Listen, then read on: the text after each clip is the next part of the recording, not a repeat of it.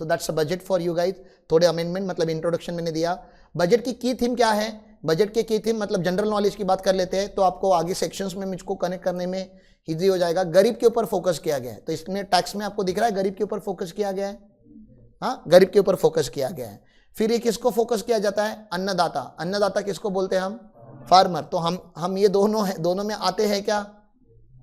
अरे बोलो ना, ऐसे क्या कर रहे हो? हम लोग गरीब लोग हैं, हमारे लिए गवर्नमेंट बहुत कुछ कर रहा है, और अन्नदाता मतलब हमें भारतम फार्मर को आगे लेके जाना है, उसके ऊपर बहुत सारे उन्होंने प्रोविजंस लाए। युवा, क्या आप युवा हो? यस, तो आपके लिए भी बहुत सारे स्कीम लाए जा रहे हैं गवर्नमेंट ने, ठीक है ना। और क्या आप महिला हो? आप मतलब आप नहीं हो, ऋषि तो है तो कुछ महिलाएं हमारे पास है। तो ये 4 लोगों के ऊपर फोकस करके, क्योंकि उनको पता है अगर इन 4 लोगों को ताकत दे देंगे ना तो देश क्या हो जाएगा? विकसित भारत हो जाएगा। तो गरीबों को गरीबी से हटाना है, फार्मर को पावरफुल बनाना है, यूथ को विजन देना है, इन्वेंशन करने के लिए इनकरेज करना है, बिजनेस करने के लिए इनकरेज करना है, उनको बताना है कि यूथ जो होता है वो पबजी और वो इंस्टाग्राम की रील बनाने के लिए नहीं होता, बिजनेस बनाने के लिए होता है। और आप देश बनाते हो, अब आप अपना बिजनेस बनाओ साहब, ऑटोमेटिकली देश बन जाएगा।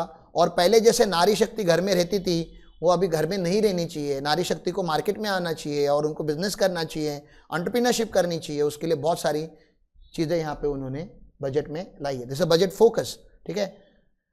फिर उन्होंने एक बहुत अच्छा कल एक एम्प्लॉयमेंट करके फ्रेज उन्होंने प्रेस कॉन्फ्रेंस में रखा था। यहाँ पे इन्होंने 4 ही चीज़ें लिखी है, employment, skilling, MSME and middle class. हमारा भी फोकस इसके ऊपर है कि नहीं, मुझे बताओ आप एलिट गुरुकुल का। Are we creating employment? Yes. Are we developing impact? Skilling, ठीक है ना। Are we helping MSME? हमारे सारे client, majority clients are MSME. And then we are helping middle class students and lower class, in fact lower plus middle, हमारे पास higher class नहीं है। तो as a elite Gurukul I feel proud कि we are also working on this 4 parameter, और government of India भी इसी 4 parameter के ऊपर काम कर रहा है, ठीक है ना। और उन्होंने कल जो इसमें प्रेस कॉन्फ्रेंस में 7 वर्ड जो लिखे थे, 7-8 वर्ड लिखे थे, उसको मैं आपको रीड करके दिखाता हूं। तो कल उन्होंने एम्प्लॉयमेंट करके एक वर्ड लिखा था, तो ई stands for employment and education. हमारी भी वही थीम है, पहली थीम, बजट की थीम उन्होंने बताई इस साल के। E stand for employment and education, M stand for MSME. Employment word है, E is equal to M is equal to P is equal to ऐसा है, ठीक है ना। तो E stand for employment and education, M stand for MSME, P stand for productivity मतलब production, मतलब manufacturing, मतलब एफिशिएंसी। एफिशिएंसी कैसे बढ़ाई जाती है तो उन्होंने बताया स्किलिंग करके, ट्रेनिंग देके, एनकरेजमेंट देके, ठीक है ना। एल फॉर लैंड रिफॉर्म्स हो रहे बहुत सारे हमारे, क्योंकि बिना जमीन के देश तो आगे जाएगा नहीं। फिर उन्होंने बोला ओ स्टैंड्स फॉर अपॉर्चुनिटी क्रिएट करना है, बहुत सारी अपॉर्चुनिटीज हम क्रिएट करेंगे, नेशनल एंड इंटरनेशनल। फिर उन्होंने बोला वाई क्या होगा, गेस कर सकते हो क्या? वाई, गवर्नमेंट का फोकस वाई के ऊपर भी है, यूथ के ऊपर फोकस है, ठीक है ना। एम कौन सा क्लास? मिडिल क्लास, ठीक है ना। फिर E for energy security. Energy security के लिए गवर्नमेंट सोलार पैनल के ऊपर बहुत काम कर रही है। सोलार पैनल सस्ते होने वाले, क्योंकि सोलार सब्सिडीज वगैरह उन्होंने बहुत सारे लाए हैं, तो एनर्जी से एफिशिएंट हमको बनाना है। तो E stand for energy. N stand for new generation reform. हमारी पीढ़ी ऐसे रिफॉर्म लाने वाली है, इकोनॉमिक रिफॉर्म, जो अगली जनरेशन को काम आएंगे। क्या हम भी कर रहे हो वो चीज? ठीक है। And then T stand for technology. Are we upgrading our technology? Government बोल रहा है, गवर्नमेंट हम भी टेक्नोलॉजी के ऊपर बहुत काम करने वाले हैं। We are going to play on the technology front now. हम लोग अभी एकदम बैक एंड में नहीं रहेंगे, टेक्नोलॉजी के बैक एंड में नहीं रहेंगे, टेक्नोलॉजी के फ्रंट एंड पे रहेंगे। फ्रंट एंड मतलब जो नई टेक्नोलॉजी आएगी ड्राइव करने वाले लोग हम रहेंगे, ठीक है ना। तो they have the theme called employment theme. तो वो एक उन्होंने लाया, बहुत अच्छा। यहाँ पे उन्होंने 4 लिखे, लेकिन मैंने आपको सारे जो डिटेल्स है वो बता दिए थे, ठीक है। फिर जैसे मैंने आपको बताया था कि कल अपनी मीटिंग हुई थी, मैंने बताया था you identify your first priority, second priority, first responsibility, second responsibility. वैसे उन्होंने भी यहाँ पे बहुत सारी बातें की है कि एग्रीकल्चर रिसर्च को हम पूरा ट्रांसफॉर्म करने वाले, पूरा चेंज ही कर देंगे। जैसे हमारा देश आज फार्मिंग करता है, वैसा आगे जाके देश हमारा फार्मिंग नहीं करेगा। फार्मिंग टेक्नोलॉजी 100% चेंज होगी, and Bharatam farmer producer company जो हमारी है will have this as a division. ठीक है, फिर आत्मनिर्भरता लाना है हमको। कुछ जो ये है प्रोडक्ट आप देख सकते हो, oil seed, mustard, groundnut, sesame, soybean, sunflower. इसमें कि ग्राउंडनट होता है अपने यहाँ पे, इसमें अपने यहाँ पे ये भी होता है ना, सोयाबीन भी अपने यहाँ पे अपने रीजन में होता है, सोयाबीन भी होता है। तो इसके ऊपर आत्मनिर्भरता लानी है। आत्मनिर्भरता मतलब इंपोर्ट बंद, डोमेस्टिक प्रोडक्शन इतना होगा इन चीज का, मतलब बढ़ाएंगे इसको, इंकरेज करेंगे कि हम खुद सेल्फ सफिशिएंट, सेल्फ रिलायंट बन जाएंगे। हमको बाहर से इंपोर्ट करने की, ऑयल बाहर से इंपोर्ट करने की जरूरत नहीं पड़ेगी। ठीक है ना। कोऑपरेशन में बहुत ज्यादा चेंज आने वाला है। कोऑपरेशन पॉलिसी वो भी नेशनल लेवल पे होने वाला है। जैसे आज कंपनी कैसे, मैंने क्या बोला था, याद आ रहा है आपको, कोऑपरेटिव को और कंपनी को गवर्नमेंट मैच करने का ट्राई कर रहा है, तो there will be national cooperative policy. तो सहकार जो अभी स्टेट लेवल पे होता है, अब वो नेशनल लेवल पे आएगा। गुड न्यूज आप लोगों के लिए, कंप्लायंस के लिए, जो अभी ये इनकॉर्पोरेट करने में बहुत मगजमारी लगती है। जब नेशनल आ जाएगा तो जैसे हमारा आरओसी का पोर्टल है, वैसा एक नया पोर्टल आने वाला है। तो more work for us. Vegetable के ऊपर एंड सप्लाई चेन के ऊपर फोकस करने वाले हैं। बोलो हमारे फोकस में भी है कि नहीं है ये चीज? हम फार्मर्स को एनकरेज कर रहे हैं कि नहीं भैया कि आप लॉन्ग फॉर्म क्रॉप मत लीजिए। लॉन्ग टर्म क्रॉप मतलब शुगर केन 12 महीने में लगता है, 14 महीने में लगता है। वेजिटेबल 15-15 दिन में निकलती है, 15 दिन में इन कैश। तो हम भी वही बता रहे हैं, और वो भी through promotion of farmer producer organization. मैं ये नहीं बता रहा हूं हम करेंगे, ये बजट आने से पहले ही हम लोगों ने इस्टेब्लिश करके रख दी है ऑर्गेनाइजेशन। सर आपको कैसे पता था फिर ये आने वाला है? ये बजट तो आया नहीं था, बजट तो सीक्रेट डॉक्यूमेंट होता है। आप जब 3-4 बजट या गवर्नमेंट को कंटिन्यूसली फॉलो करते हो, कंटिन्यूसली रीड करते हो, अवेयर रहते हो, तो आपको पता होता है कि देश शेप कैसे ले रहा है। और जो गंगा जिस साइड बहती है, आपको उसी फ्लो में रहना होता है। आप फ्लो के अगेंस्ट नहीं जा सकते, उसी में आपका फायदा होता है। तो गवर्नमेंट का विजन जिस साइड जा रहा है, हमारा भी ताकत उसी साइड में लगना चाहिए। तो गवर्नमेंट देश को डेवलप बनाना चाहता है, तो हम भी डेवलप बनाना चाहते हैं। गवर्नमेंट फार्मर्स के ऊपर बहुत कुछ काम करना चाहता है। As a organization we will also work on farmer. Government employment and education के ऊपर काम करना चाहता है, we will also work on employment and education. Government technology के ऊपर काम करना चाहता है, we will also work for technology. And last division that is elite explorer. Government tourism के ऊपर बहुत पैसा खर्चा करना चाहता है। We also want to have tourism as a dedicated division. मैं आप लोगों को खाली एक चीज आज फिर से रीअश्योर कराना चाहता हूं, थ्रू बजट एलिट गुरुकुल ने जो भी चालू किया है, हर एक चीज का विकसित भारत में आने वाले 20 साल में बहुत स्ट्रॉन्ग फुटप्रिंट होगा। एक हम we will be one of the player. I don't know how big we will be, but we will be one of the known player. कि ये जो डिविजन्स हमने लिखे हुए हैं, उन्हीं डिविजन्स के ऊपर मोटा मोटी गवर्नमेंट बजट बना रहा है। ठीक है, अगेन ये फार्मर्स के ऊपर ही है। नेचुरल फार्मिंग के ऊपर बहुत फोकस किया जाएगा। 1 करोड़ फार्मर्स के लिए वो सब उन्होंने डेटा दिया है कि इतने लोगों के ऊपर फार्मिंग करेंगे। श्रिम्प प्रोडक्शन के ऊपर काम करना चाहिए ना। कल मैंने संकेत को वही बता रहा था कि फिश प्रोडक्ट का डिमांड बढ़ते जा रहा है। और श्रिम्प मतलब पता है आपको? प्रॉन्स। नहीं केकड़े नहीं, श्रिम्प, प्रॉन्स। हाँ वो पता नहीं ऐसा। तो प्रॉन्स के ऊपर काम किया जाता है। We are one of the leading exporter of prawns now. और गवर्नमेंट एनकरेज करना चाहता है कि और करो। ओके, डिजिटल पब्लिक इंफ्रास्ट्रक्चर बढ़ाने वाला है। कुछ डिजिटल कॉर्प सर्वे चलेगा 400 डिस्ट्रिक्ट्स में, और किसान क्रेडिट कार्ड इशू किए जाएंगे। तो बहुत कुछ होने वाला है।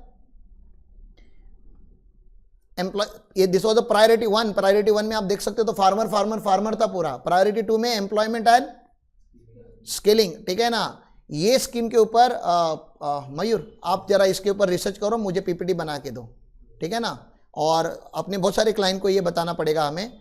1 month wage to new entrants in formal sector in 3 installment up to 15,000। Government 15,000 का सब्सिडी देने वाला है डायरेक्टली आपके अकाउंट में। ठीक है ना। वो 3 इंस्टॉलमेंट मतलब 5-5 हज़ार। और एक्सपेक्टेड बेनिफिट जो है वो 210 लाख। फर्स्ट टाइमर इनको बोला जा रहा है। क्या बोला जा रहा है? फर्स्ट टाइमर स्कीम है। एनेक्चर है उसका, पूरा डिटेल में रीड करो, सिंप्लीफाई करो। ठीक है ना। और एक पीपीटी बना के दो, मैं अलग से इसको रिकॉर्ड करना चाहता हूं। फर्स्ट टाइमर स्कीम क्या है?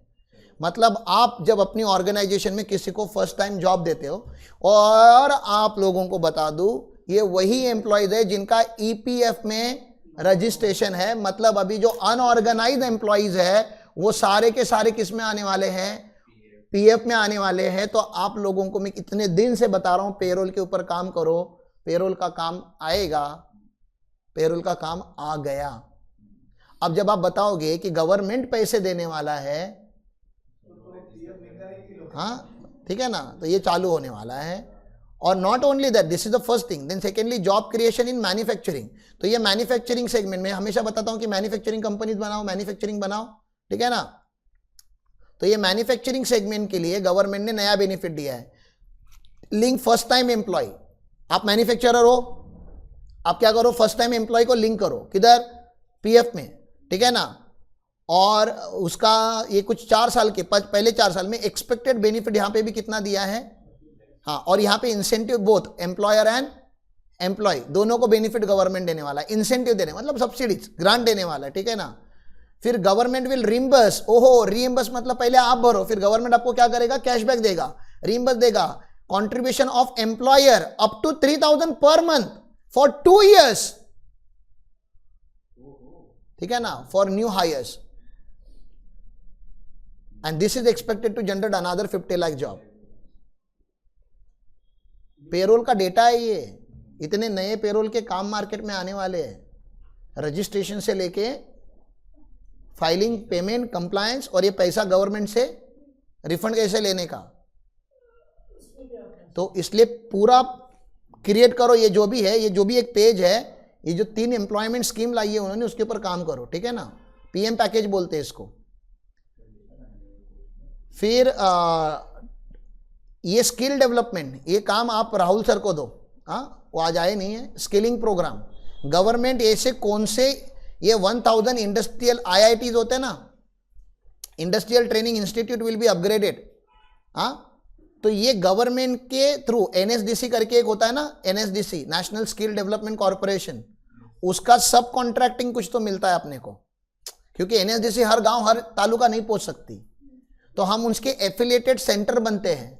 तो आई don't know how you can be a skill development, registered skill development centre, उसके लिए ट्रस्ट वगैरह बनानी पड़ेगी, जो भी बनाना है सेक्शन 8 कंपनी बना दो, ठीक है ना। ट्रस्ट बनाने में टाइम लग जाता है, साइली के थ्रू सेक्शन 8 कंपनी बना दो एरिड गुरुकुल का, and then please work on skill development through government subsidy, क्योंकि हमारे गांव के जो बच्चे हैं जिनकी फी भरने की कैपेसिटी नहीं होती, government will pay the fee, ठीक है ना। तो हमको तो खाली ट्रेनिंग रन करनी है और उनके लिए एम्प्लॉयमेंट जनरेट करना है, that's what we are already focusing to do. तो इसके ऊपर भी प्लीज काम करो, ठीक है ना। फिर आप लोग हायर पार्टिसिपेशन वुमेन वर्कफोर्स, ये है नारी शक्ति, ठीक है ना, इनके पास आ रहा है। फिर loan up to 7.5 lakh will be guarantee from government promoted fund. आप जो लोन लेते हो ना एजुकेशन के लिए, उसका गारंटी अभी आपको नहीं देना है, उसका गारंटी कौन देगा, गवर्नमेंट देगा, ठीक है ना। और उसमें इंटरेस्ट सबवेंशन करके कॉन्सेप्ट होता है, बैंक ऑडिट में आपने देखा होगा। तो मतलब अगर बैंक जो है हायर एजुकेशन के लिए, ठीक है ना, हायर एजुकेशन के लिए आपने लोन लिया हुआ है, एमबीए वगैरह करने के लिए लोन लिया है अगर आपने बैंक से, और वो लोन का परसेंटेज 9% है, तो गवर्नमेंट 3% फाइनेंस करने वाली है, तो आपको 6% पे लोन मिलेगा, विच इज़ वेरी रीजनेबल। 8% का लोन है तो आपको डायरेक्टली 5%, तो ये भी एक अच्छा स्कीम उन्होंने निकाला। तो एजुकेशन लोन के ऊपर काम करो, बच्चों को देखो क्या किया जा सकता है। ह्यूमन रिसोर्स डेवलपमेंट और सोशल जस्टिस के ऊपर भी उन्होंने काम किया है, ठीक है ना, कि ये ह्यूमन रिसोर्स डेवलपमेंट के ऊपर कैसे काम करेंगे। अलोकेशन किया बहुत सारे, वुमेन सब्सिडी, गर्ल चाइल्ड, ठीक है ना, इनके लिए 3 लाख करोड़ का स्कीम निकाला है, ठीक है, डेवलपमेंट करने के लिए। प्रधानमंत्री जनजातीय उन्नत ग्रामीण अभियान, यहाँ पे वो जो इकोनॉमिकली वीकर सेक्शन होते हैं उनके लिए, जो मागास वर्गीय जाति जमाती रहते हैं उनके लिए उन्होंने कुछ स्कीम्स निकाले गए हैं। नॉर्थ ईस्ट में बैंकिंग नहीं है साहब, ठीक है ना, बाकी पूरा देश बैंकिंग सिस्टम के साथ, यूपीआई के साथ जुड़ चुका है, नॉर्थ ईस्ट अभी तक जुड़ा नहीं है। तो वहाँ पे 100 ब्रांचेस ओपन किए जा रहे हैं इंडियन पोस्ट बैंक के, ठीक है, ताकि उनकी भी बैंकिंग सिस्टम के साथ कनेक्टिविटी बढ़ाई जाए। तो that is another welcome move. Andhra Pradesh के लिए बहुत सारा काम किया जा रहा है, क्योंकि obviously Andhra Pradesh recently split state है, तो उसको हमेशा स्पेशल मिलता है और पॉलिटिकल रीजन भी होता है, I don't want to go into that, ठीक है। मैन्युफैक्चरिंग एंड सर्विस मॉडल होता है इसमें। तो क्रेडिट गारंटी स्कीम, साहब एमएसएमई की क्रेडिट गारंटी स्कीम उन्होंने एनलार्ज कर दी। न्यू असेसमेंट मॉडल लाया, लोन का असेसमेंट अभी कैसे होगा, पुराना जैसे होता था कि आपका प्रॉफिट इतना होना चाहिए, टर्नओवर उतना होना चाहिए तो ही आपको लोन मिलेगा, ऐसा नहीं। तो they are going to bring new assessment. तो न्यू असेसमेंट मतलब कैसे करेंगे वो आप देख लो। मुद्रा लोन जो 10 लाख के पहले होते थे, ठीक है ना, तो तरुण कैटेगरी, तरुण मतलब अगेन यूथ, ठीक है ना, तो आपके पास 1-2 केसेस अभी आए हैं, वो केसेस में ये 10 लाख रुपए का होता था, अभी कितना कर दिया है, 20 लाख का कर दिया है मुद्रा लोन का, ठीक है ना। तो ये सारी चीजें उन्होंने एमएसएमई के लिए भी बहुत सारी चीजें की है। इंटर्नशिप अपॉर्चुनिटीज, ओहो पेड इंटर्नशिप, ठीक है ना, इंटर्नशिप उन्होंने दिया है, internship opportunities in 500 top companies to the 1 crore for 5 years, ठीक है ना। तो ये टॉप कंपनीज में आपको इंटर्नशिप गवर्नमेंट फाइनेंस और अलाउंस मिलेगा 5,000 per month along with 1 time assistant of 6,000 through CSR fund. Amount मत देखो यार, गवर्नमेंट कुछ कर रहा है वो देखो, ठीक है ना। तो बहुत अच्छा लाया उन्होंने ये भी पैकेज। इसके ऊपर भी थोड़ा डिटेलिंग जरूरी है, हम लोग समरी पढ़ रहे हैं और मैं समरी में खाली आपको बताना चाहता हूं कि इन्होंने क्या क्या किया है। फिर अर्बन डेवलपमेंट के लिए उन्होंने क्या क्या लाया, स्टैम्प ड्यूटी का कुछ रिवैम्प करने वाले, स्ट्रीट मार्केट जो रहते हैं उसके ऊपर काम करने वाले, transit oriented development, water management, ऐसा कुछ किया जा रहा है। हाउसिंग के ऊपर भी उन्होंने बहुत काम करना है, घर बनाने के लिए पीएम आवास योजना को और उन लोगों ने इनलार्ज कर दिया है। एनर्जी सिक्योरिटी के लिए मैंने बताया था कि रिसर्च एंड डेवलपमेंट होगा, थर्मल पावर के ऊपर काम किया जा रहा है, एनर्जी ऑडिट कराएंगे। फिर सोलार के ऊपर बहुत सारा इन्होंने काम किया है।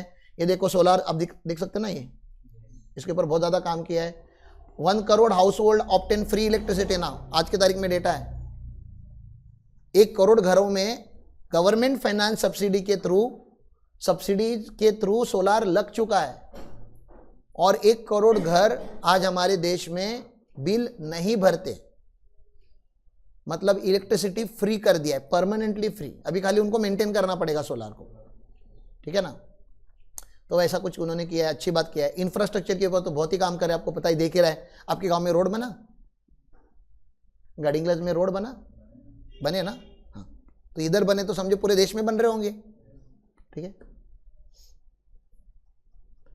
इरिगेशन और फ्लड मिटिगेशन के ऊपर भी उन्होंने काम किया है। बहुत सारे जगह पे फ्लड बहुत ज़्यादा आती है तो उन्होंने उसके लिए भी काम किया। हमारे नेबर देशों को भी हम हेल्प कर रहे हैं, नेपाल वगैरह को भी हम हेल्प कर रहे हैं, वहाँ पे भी फ्लड का बहुत ज़्यादा प्रॉब्लम है, तो वी आर हेल्पिंग देम। और फिर ये भी बताया आपको, हाँ, कि बहुत सारे टेम्पल नए आने वाले, जैसे राम मंदिर बना वैसे। इनोवेशन, रिसर्च, डेवलपमेंट, विकसित भारत के ऊपर नेक्स्ट जनरेशन रिफॉर्म, ओहो, तो ये बाबा ये नेक्स्ट जनरेशन रिफॉर्म आ रहा है, देखो पूरा का पूरा।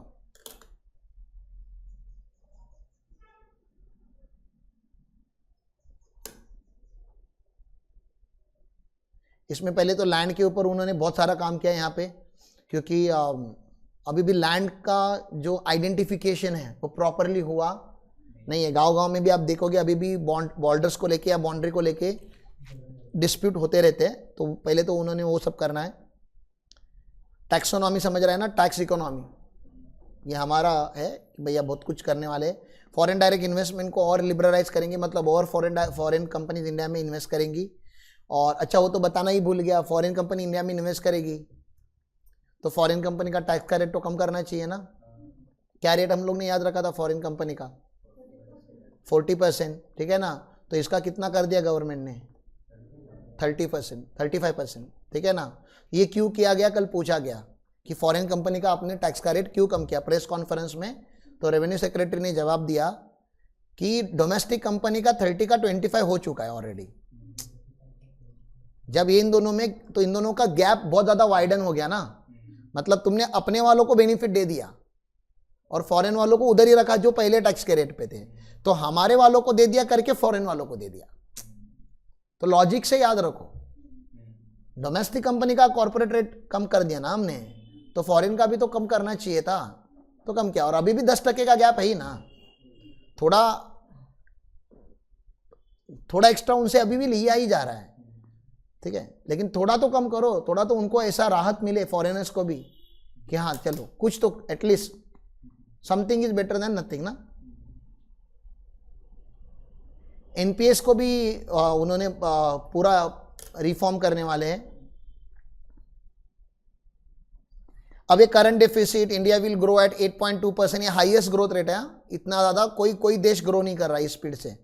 The second best is China, that is the somewhere around 7। USA वगैरह तो 2.5% के आसपास रहता है। तो in the percentile term we are growing at very high rate.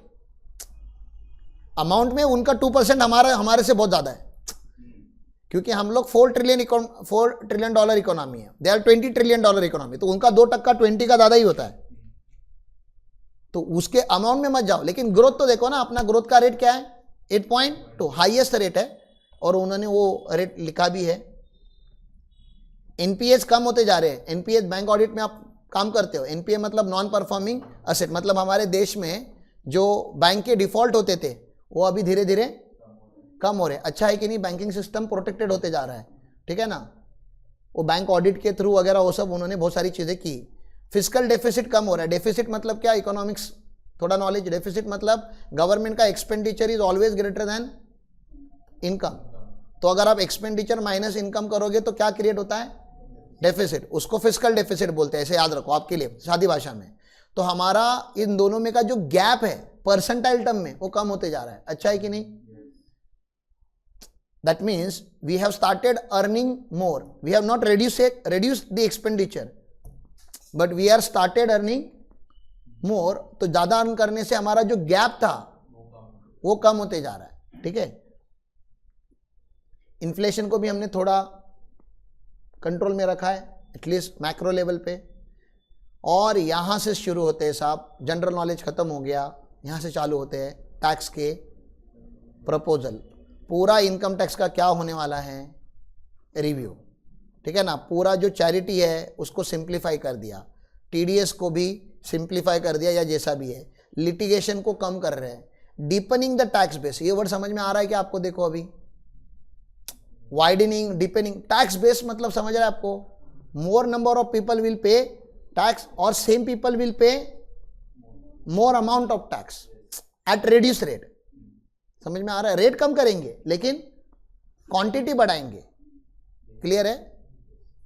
तो ये मेन बातें होने वाली है। कस्टम ड्यूटी की मैंने आपको बताई, थोड़ी बहुत बातें बताई। बेनिफिटरी मैंने बताया ना, कैंसर के 3 मेडिसिन पूरा एग्जम्प्ट कर दिया। मोबाइल के ऊपर का कस्टम ड्यूटी कम कर दिया, 15% लेकर आए, तो मोबाइल इंडस्ट्री को बेनिफिट मिलेगा। Custom duty silver, gold silver भी कम हो गया। ओहो, गोल्ड सिल्वर के ऊपर भी कम हो गया। तो 6.4% से कितना किया, 6। तो ज्वेलरी थोड़ा सस्ता हो जाएगा अभी इंडिया में अपने, ठीक है, क्योंकि कस्टम ड्यूटी कम कर दिया है। श्रिम के ऊपर का जो अभी श्रिम आपने देखा ही, श्रिम का एक्सपोर्ट बढ़ाना है हमें, तो उनको जो फीड किया जाता है उसकी जो मशीनरीज होती है उसकी कस्टम ड्यूटी कम कर दी इन्होंने, ठीक है। तो वो भी है। कैपिटल गुड्स, सोलार पैनल बनाने के लिए जो कैपिटल गुड्स लगती है, जो मशीनरी लगती है, उसकी भी जो मशीनरी रहती है वो कम नहीं की, डायरेक्टली एग्जेम्प्ट कर दी, ठीक है ना। तो अभी सोलार मैन्युफैक्चरिंग कंपनी पहले आएंगे। आपको सोलार अगर बढ़ाना है तो पहले सोलार मैन्युफैक्चरिंग कंपनीज को इनकरेज करना पड़ेगा। तो अभी इस साल हम कंपनीज को इनकरेज कर रहे हैं, तो अभी वो कंपनी, बड़ी बड़ी कंपनीज अभी इस बिजनेस में उतरेंगी ना, बड़ी, समझ ना, JSW, अदानी, टाटा, रिलायंस, ऐसी कंपनी आएंगी। तो they will manufacture at bulk. तो पैनल जो भी बहुत महंगे होते हैं वो अफोर्डेबल हो जाएंगे। और जो क्रिटिकल मिनरल्स है हमारे देश के ग्रोथ के लिए, उसको भी उन्होंने क्या कर दिया, फुल्ली एकदम। तो कस्टम्स का भी मैं थोड़ा बता दिया आपको, नहीं बताना था फिर भी बता दिया। अल्टीमेटली हम कहां तक आ गए, डायरेक्ट टैक्स पे आ गए। तो पहले समरी से पढ़ा रहा हूं, फिर मेन में से पढ़ाऊंगा, और फिर हम लोग क्वेश्चन भी सॉल्व करेंगे। तो आपको ज्यादा याद होगा ऐसा मुझे लग रहा है, ठीक है ना। तो क्यों किया गया है, मुझे तो डर लगता है ऐसा पढ़ने के लिए। To reduce compliance burden, promote entrepreneur spirit and provide, इसलिए डायरेक्ट टैक्स में कुछ चेंजेस किए जा रहे हैं, और चेंजेस करने से आपका सिलेबस बढ़ते जा रहा है। इसमें स्टूडेंट का किधर नाम नहीं लिखा है ना, हाँ, तो तुम लोग स्टूडेंट हो, तुम्हारा जिंदगी खराब पहले भी था, आज भी है। Rationalisation of capital gain, wordings के ऊपर ध्यान दो साहब। जब आप पैराग्राफ में आंसर लिखोगे ना, तो आपको ये शब्द बोलने आने चाहिए, रैशनलाइजेशन मतलब लॉजिकल, रैशनल करेंगे भैया, लॉजिकल बनाएंगे, जो इलॉजिकल होता है ना उसको क्या करेंगे, रैशनल बनाएंगे। तो रैशनल ही है ना, अमीरों से टैक्स लेना रैशनल है कि इरैशनल है? तो 15% क्यों ले रहे थे? एक काम करो 20% लो। ये कौन सा सेक्शन है? 111A। Long term capital gain जो था on all financial and non financial asset to attract कितना, 12.5%। लेकिन यहां पे एक वर्ड इन्होंने नहीं लिखा, विदाउट इंडेक्सेशन, ठीक है ना। एक इंडेक्सेशन का बेनिफिट था। सोचो आप, इंडेक्सेशन का benefit, time value of money, मुझे चैप्टर पढ़ाना पड़ता है पूरा कैपिटल गेन में, चैप्टर ही नहीं पढ़ाना है, खाली मेरी एक इच्छा है। फिर वो ये ना बोले इंडेक्सेशन होगा तो ऐसा होगा, इंडेक्सेशन नहीं होगा तो ऐसा होगा, तो मुझे दो चीजें फिर से पढ़ानी पड़ेंगी। अब तक हम विथ इंडेक्सेशन पढ़ते थे, अब उन्होंने बोल दिया इंडेक्सेशन का बेनिफिट नहीं मिलेगा आपको, मतलब टाइम वैल्यू ऑफ का जो बेनिफिट मिलता था कैपिटल गेन चैप्टर में वो नहीं मिलेगा, लेकिन आपका रेट हमने कम कर दिया। तो एक बेनिफिट ले लिया और दूसरा बेनिफिट दे दिया। तो पहले 20% पे लॉन्ग टर्म कैपिटल गेन हमारे देश में टैक्स होता था, अब कितने पे टैक्स होगा? 12.5% पे। तो 20 का 12.5 हुआ, लेकिन फिर शेयर मार्केट का कितना था? 10, तो उसका भी कितना हो गया? 12.5। तो अभी शेयर मार्केट का हो या रैशनलाइजेशन कर रहे हैं ना, दो अलग अलग कैपिटल गेन को उन्होंने डिस्पैरिटी में रखा था। तो जमीन बेची तो 20%, शेयर्स बेचे तो 10%। और मैंने आपको बताया था आपकी डैडी का भी तो जमीन बेचते तो अपने जिगर का टुकड़ा बेचते, ऐसे उनको लगता है, उनसे टैक्स ज्यादा ले रहे हैं, और जो शेयर्स में खेल रहा है उससे टैक्स कम ले रहे हैं। ऐसा नहीं होना चाहिए था, सुन लिया उन्होंने, कर दिया एक। अब शेयर्स बेचो, डिबेंचर्स बेचो, म्यूचुअल फंड सेल करो, ज्वेलरी सेल करो, कुछ भी करो, 12.5। शॉर्ट टर्म का 20 और लॉन्ग टर्म का 12.5। इसके बाद मैं आपको फिर पूछना चाहता हूं, शॉर्ट टर्म में खेलोगे कि लॉन्ग टर्म में खेलोगे? उतना तो कॉमन सेंस दिख रहा है ना आपको। डायरेक्टली 7.5% का गैप, अगर 1 करोड़ का गेन होता है आपको तो डायरेक्टली 7.5 लाख बचेगा आपका, खाली लॉन्ग टर्म में रहने से, ठीक है।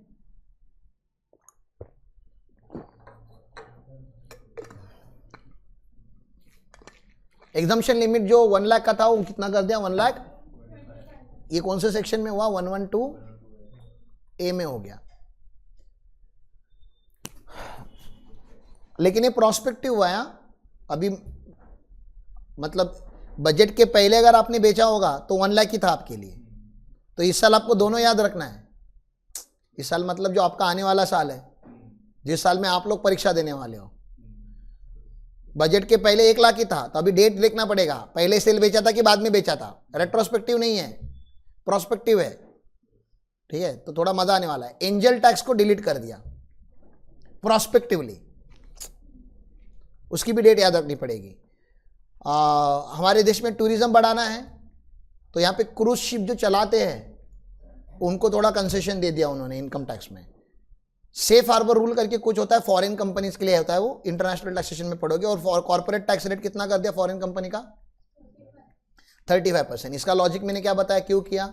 डोमेस्टिक का कम किया था, फॉरेन का नहीं किया था, तो फॉरेनर का भी कम किया। This is one logic. Second logic, we want foreign direct investment to happen in India. हम चाहते हैं कि बाहर की कंपनीज इंडिया में आए और काम करें। ये समझ में आ रहा है?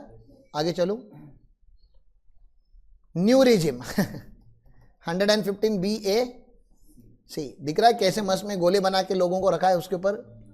हाँ, तो 0 to 3 lakh nil, 3 lakh to 7 lakh 5%, याद रखोगे ना अभी।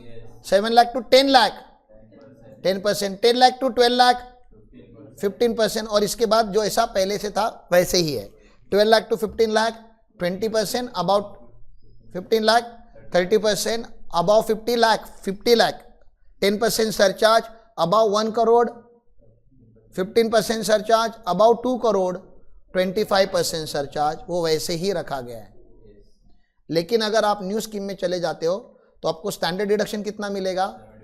75,000 का। तो they are making new scheme more beneficial. Next, अगर एम्प्लॉय की डेथ हो जाती है, किसकी डेथ हो जाती है? एम्प्लॉय की, तो पहले तो फैमिली वालों को पेंशन मिलता है। जब तक एम्प्लॉय जिंदा रहता है तब तक पेंशन उसे मिलता है। एक बार एम्प्लॉय की डेथ हो जाती है तो पेंशन फैमिली मेंबर्स को मिलता है। उसमें गवर्नमेंट ने एक डिडक्शन दिया था, मैं आपको कैलकुलेशन करके बताता हूँ। उसमें एक डिडक्शन ऐसे था, वन थर्ड ऑफ पेंशन और 15,000 विच एवर इज लोअर। ये पहले लॉ था। इनकम फ्रॉम अदर सोर्सेस की बात बता रहा हूं आपको। वन थर्ड ऑफ पेंशन, कौन सा पेंशन? फैमिली पेंशन, और 15,000 विच एवर इज लोअर। तो मुझे बताओ, अगर आपको 30,000 रुपए का पेंशन मिला, if you get 30,000 rupees pension, तो डिडक्शन कितने का मिलता था? वन थर्ड और 15,000 विच एवर इज लोअर। तो वन थर्ड कितना आएगा? 10,000 और 15,000 विच एवर इज लोअर कितना होता है? 10,000। तो टैक्सेबल कितना? 20,000 हो रहा था। समझ में आ रहा है आपको? लेकिन 60,000 का अगर आपको अगर पेंशन मिला, 60,000 का फैमिली पेंशन मिला, तो कैसे होता था? वन थर्ड कितना होगा? 20,000 और 15,000 विच एवर इज लोअर। तो कितना डिडक्शन मिल रहा था? 15,000 का डिडक्शन मिल रहा था। 15,000 का मिल रहा था। समझ में आ रहा है? क्योंकि विच एवर इज लोअर। तो टैक्सेबल कितना हो रहा था? 45,000। अभी इन्होंने ये 15,000 को कितना कर दिया? तो ये जो 60,000 वाले लोग थे उनको कितना मिलेगा? अभी देखो ना, 20,000 तक मिलेगा। समझ में आ रहा है? अभी 90,000 होगा तो 90,000 होगा तो 25,000 होगा। क्यों? क्योंकि वन थर्ड कितना आएगा? 30,000 और 25,000 विच एवर इज लोअर। तो हायर लिमिट लगाया गया है। लेकिन हायर लिमिट मतलब कुछ लोगों को ये गलती से ऐसा लगता है कि 25,000 तक का डिडक्शन, 25,000 मिलेगा, 25,000 का डिडक्शन। ऐसा नहीं है। और एक इसमें बात है, वन थर्ड और 25,000 विच एवर इज लोअर, ये लिमिट जो था ये कम किया गया है, सॉरी बढ़ाया गया है। समझ में आ रहा है? तो इससे टैक्सेबल अमाउंट कम हो जाता है। क्लियर है? तो खाली एम्प्लॉइज को बेनिफिट नहीं दिया है, एम्प्लॉय जा चुका है, फैमिली को भी बेनिफिट दिया गया है। कौन से रिजिम में? लेकिन न्यू रिजिम में। तो ओल्ड वाला याद रखना है क्या? हाँ, वो भी याद रखना, वो ओल्ड रिजिम में। ऐसा क्या करते हो तुम लोग ट्रांजिशनल बैच हो ना, तुमको दोनों पढ़ना है। हाँ, तो ऐसा कैसा? ये मेरा फेवरेट ग्राफ होता है। ये अपना अगले आने वाले दिवाली में या अगला कोई भी हमारे ऑफिस में फंक्शन होगा तो प्लीज़, आप रंगोली बनाते हो तो फ्लावर्स वगैरह नहीं बना के, मैं चाहता हूँ आप ये वाला रंगोली बनाओ। सिलेबस का भी रिवीजन हो जाएगा और जो लोग आएंगे उनको समझ में भी आएगा कि सीए के ऑफिस में आए हैं। ठीक है ना? तो इसका नाम है रूपी कम्स फ्रॉम। इस रंगोली का नाम क्या है? मतलब इनकम टैक्स के पास पैसे आते कहाँ से? मतलब इनकम टैक्स नहीं, गवर्नमेंट ऑफ इंडिया के पास पैसे आते कहाँ से? जानना चाहते हो क्या? पैसे कहाँ से आते हैं? तो गवर्नमेंट 27% का बोरो करता है। तो लेट अस अंडरस्टैंड कि गवर्नमेंट को 1 लाख रुपया खर्चा करना है। कितना खर्चा करना है? तो 27,000 कहाँ से आ रहा है? बोरोइंग से आ रहा है। मतलब ये तो हम कमा नहीं रहे, इसलिए तो हम डेफिसिट में है ना। हमारे expenditure is greater than income, तो बचा हुआ पैसा कहीं ना कहीं से तो बैक बोरो करना पड़ेगा। तो ये 27,000 है, हम बाहर से लोन लेते हैं। ठीक है? इनकम टैक्स जो आप पढ़ रहे हो वो इसमें हाईएस्ट कंट्रीब्यूटर है, 19%। और खाली 19 नहीं, रुको जरा, कॉर्पोरेशन का 17। तो टोटल इनकम टैक्स कितना देता है? कॉर्पोरेट मतलब कंपनी, नॉन कंपनी। तो 19 + 17 कितना होता है? 36% आपका लॉ गवर्नमेंट ऑफ इंडिया को देता है। तो फील प्राउड कि आप जो लॉ पढ़ रहे हो उसमें से देश चलता है भैया, और धीरे धीरे वो अमाउंट बढ़ते जाने हैं। फिर इनडायरेक्ट टैक्स का टोटल देखते हैं। एक्साइज का 5%, जीएसटी का 18%, कस्टम्स का 4%। हाँ, इसका टोटल मारो 27 हो रहा है। तो इनडायरेक्ट टैक्स मिलके कितना दे रहा है? 27%। और डायरेक्ट टैक्स कितना दे रहा था? अब दोनों का टोटल करो, इतना टाइम मत करो, इतना कम कैसे रे? 56 आ रहा है, 66 ना? हाँ, 63 आ रहा है, 60+, मैं 60 पकड़ लेता है ना कंजर्वेटिव लेवल पे जाके। तो 60% से ज़्यादा जो देश का पैसा जाता है वो टैक्सेशन के थ्रू जाता है। तो डू नॉट अंडरस्टिमेट टैक्सेशन। ठीक है ना? फिर ये लोग जो आरओसी की फीस वगैरह भरते हैं, उसको नॉन टैक्स रिसिट बोला जाता है, पेनाल्टीज, फीस, ये वो, रजिस्ट्रेशन फी। डिविडेंड मिलता है, गवर्नमेंट ऑफ इंडिया का दुनिया भर की एंटिटीज में इन्वेस्टमेंट है, शेयर्स है, तो उनको डिविडेंड मिलता है। और नॉन डेट कैपिटल रिसिट मतलब वो डिसइन्वेस्टमेंट वगैरह करते हैं, आपको पता होगा, तो गवर्नमेंट अपने एसेट्स वगैरह बेच देता है ना, तो वो सब भी करता है। सर ये पैसा आया कहाँ से, वो समझ में आया। दूसरा रंगोली बताओ सर जो हम निकालेंगे कि पैसा जा कहाँ रहा है। ठीक है, तो हम बहुत सारा लोन लेके रखते हैं, जनरेशन के मतलब लेके रखा है, जब से देश डेवलप हुआ है तब से, जब से देश बना है तब से हम लोन ही ले रहे हैं। तो मैक्सिमम लोग, फॉरेन के लोग हमसे क्या कमाते हैं, इंटरेस्ट। आपने लोन लिया तो इंटरेस्ट तो भरना पड़ेगा ना। सबसे बड़ा खर्चा आप देख रहे हो क्या, हाँ 19%, one of the biggest expenditure. और बुरा ये लगता है कि ये बाहर जाता है देश के। ठीक है, फिर स्टेट का शेयर है ड्यूटीज में, गवर्नमेंट ऑफ इंडिया लेके, क्या पूरा गवर्नमेंट ऑफ इंडिया नहीं खाता, स्टेट्स में भी डिस्ट्रीब्यूट करता है। डिफेंस के ऊपर 8% खर्चा करता है। सब्सिडी जो हम बात कर रहे हैं उसके ऊपर 6% खर्चा करता है। सेंट्रल गवर्नमेंट सब्सिडी जो होती है उसके ऊपर, सेंट्रली स्पॉन्सर्ड स्कीम बोलते हैं उसको, 16%, मतलब सब सब्सिडीज है। अभी पेंशन जो पुराने एम्प्लॉयज थे डिफेंस के, रेलवे के, या गवर्नमेंट एम्प्लॉय जिनको बोलते हैं, जो रिटायर हो चुके हैं, उनको अभी पेंशन देना पड़ता है। छोटे मोटे expenditure, centrally sponsored scheme, finance commission, transfer, तो ऐसे कुछ कुछ है। मेन बातें आपको पता चल गई। सर ये समझ में आता है फिगर कितनी है, 4,54,000। इतना हम किसके ऊपर खर्चा करते हैं इस बजट में, डिफेंस के ऊपर। समझ में आ रहा है। And this is unproductive expenditure, मतलब उसमें से रिटर्न कुछ नहीं आना है, just gone. It's like you are keeping a security guard in the office, what benefit he has. आप अगर प्रोडक्शन इंचार्ज रखोगे, सेल्स मैनेजर रखोगे, अकाउंटेंट रखोगे, तो कुछ तो बेनिफिट मिलेगा। तो security of the nation, there is no direct benefit. लेकिन अगर नहीं रखेंगे तो, अरे अंदर बचाने के लिए कुछ रहना भी तो चाहिए ना कल। तो भले अनप्रोडक्टिव है, भले कॉस्ट सेंटर है, लेकिन ये करना पड़ेगा क्या, क्यों, because we are surrounded by very loving nations ना, तो उसकी वजह से हमको ये करना पड़ता है। फिर आपको मैं एक कॉन्फिडेंस ये दिखाना चाहता हूँ कि आप में से बहुत सारे बच्चे मेरे साथ मुंबई छोड़ के यहाँ पे गांव में आए हैं। तो कभी कभी आप लोगों को लगता है कि गांव में क्यों आए हैं, क्यों आए हैं, रूरल डेवलपमेंट करना है। अर्बन को डेवलप क्यों नहीं करना है, ऑलरेडी डेवलप्ड है ना रे, तो वहाँ के क्या करेगा। तो let's do the rural development.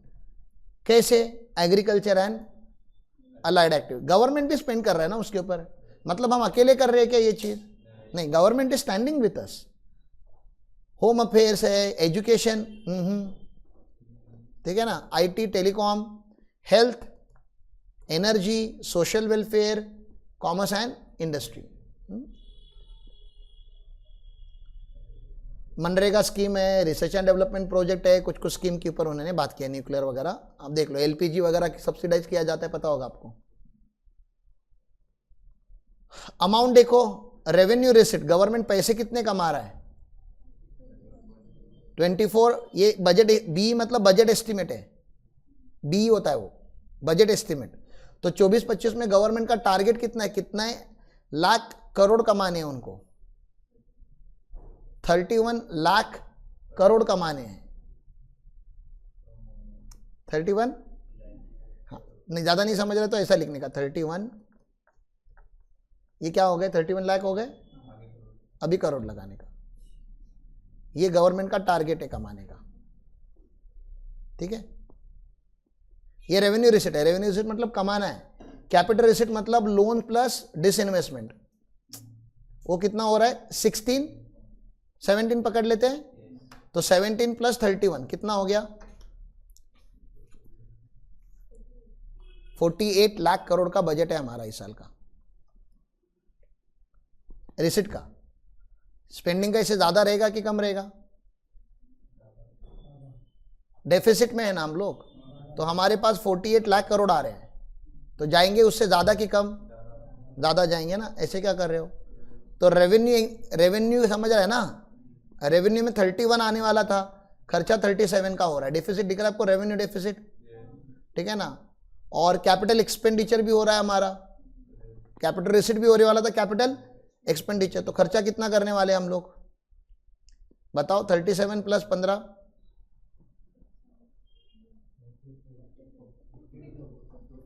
50, तो याद रखो देश का इस साल का बजट कितने का है?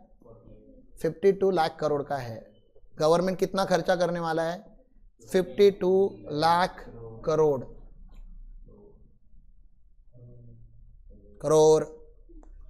52 लाख करोड़ स्पेंड होने वाला है। उसमें का 18 lakh crore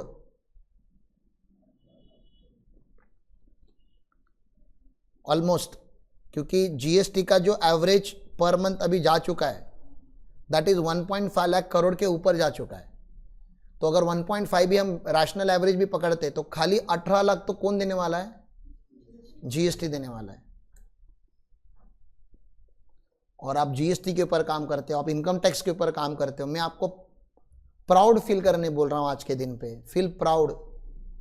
we chartered accountants are partners in nation building. देश ऐसे बनता है साहब। देश बजट के थ्रू बनता है, बजट टैक्स के थ्रू बनता है मेजरली, और टैक्स इंप्लीमेंटेशन करने वाली आप लोग हो। आप जैसे बहुत सारे लोग हैं, लेकिन ये हमारी कम्युनिटी है। ये डॉक्टर्स नहीं कर रहे, ये लॉयर्स नहीं कर रहे हैं, ये इंजीनियर्स नहीं करते हैं, ये हम लोग करते हैं। And we are part of this. Obviously इस सब में जो सबसे इंपॉर्टेंट पर्सन है वो बिजनेस कम्युनिटी है, क्योंकि बिजनेस नहीं होगा तो ये सब कुछ कोलैप्स हो जाए। आप बोलोगे नहीं सैलरीड भी तो बहुत पैसा देते हैं। सैलरीड को सैलरी कौन देता है? बिजनेस। रेंट वाले को रेंट कौन देता है? बिजनेस ना। इंटरनेट वालों को इंटरनेट की फी कौन देता है? बिजनेस। टाइम पे कंप्लायंस नहीं करेगा पेनाल्टी भी कौन देता है? अगर बिजनेस इस दुनिया में नहीं होगा तो इसमें का कुछ भी नहीं हो सकता। And that's the reason feel proud again that you are learning business. You are business. ठीक है ना। हमारे पास आए हुए हर क्लाइंट को हम ये सब बताते हैं, समझाते हैं। तो आई होप आप लोगों को बजट समरी समझ में आई। That's one part of it. आपकी कुछ डाउट है तो आप मुझे पूछ सकते हो।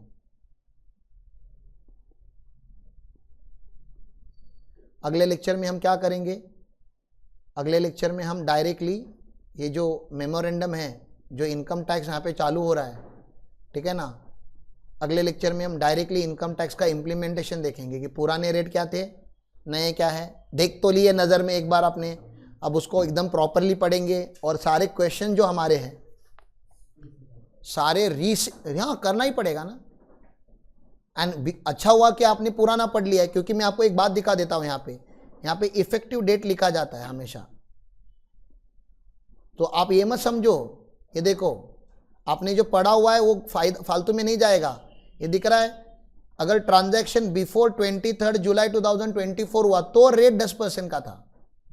तो इधर तक का लॉ मैंने पढ़ा ही दिया था आपको। मैंने तो 23 जुलाई तक पढ़ाया है आपको। 23 जुलाई पे बजट आया और आज 24 जुलाई है। आज से रेट कितना हुआ है तो आप तो भूल भी नहीं सकते ना साहब। मतलब ये बदला और बाद में पढ़ाया ऐसा नहीं। आज सुबह से ये रेट लगा है, आज पढ़ रहे हो आप लोग।